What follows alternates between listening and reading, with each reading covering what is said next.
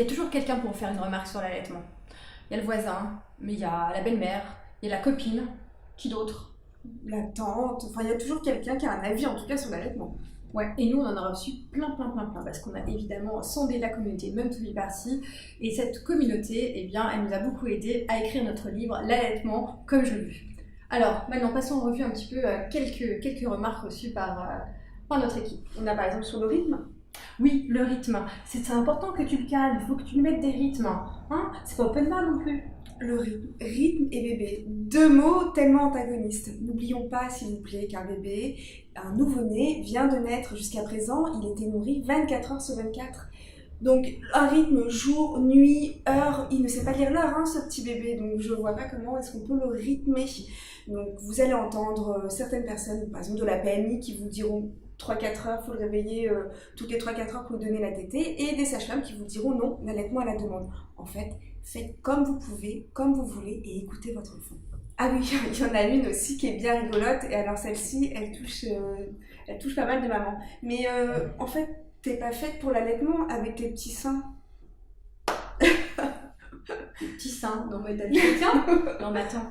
Des petits seins ou gros seins, ça va pas avoir d'importance. Bon, c'est un sujet quand même, la poitrine, qu'on a passé en revue. Hein, la poitrine qui tombe, il y avait quoi d'autre encore? Les seins refaits. Les seins refaits, la chirurgie mammaire, les seins avec les crevasses.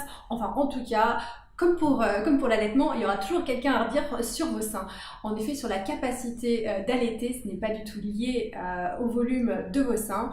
Il y a bien d'autres, en effet, facteurs qui peuvent influencer sur le bon déroulé de l'allaitement, mais en tout cas, pas la taille de votre poitrine.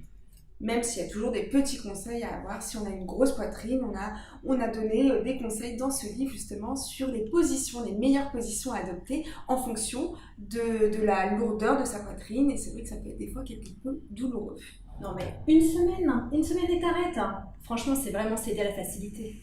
Alors, dans l'échelle de Richter de la culpabilité, celle-ci, elle est au top. Alors, on reprend à zéro.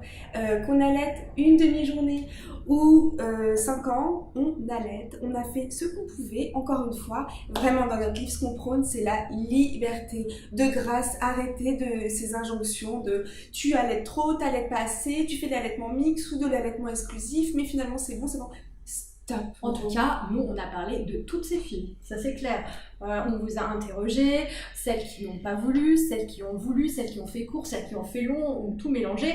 Bref, l'important, comme dit, c'est d'être en phase avec son choix. Et c'est pas pour ça que ça va faire de vous une bonne, extra super maman, ou au contraire, une mauvaise maman. Est-ce que tout ce qu'on vient de vous dire vous a parlé?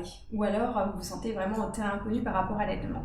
Ça tombe bien, notre livre est là pour répondre à vos questions.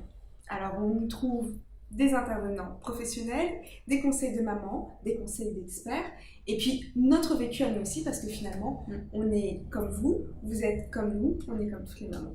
À bientôt.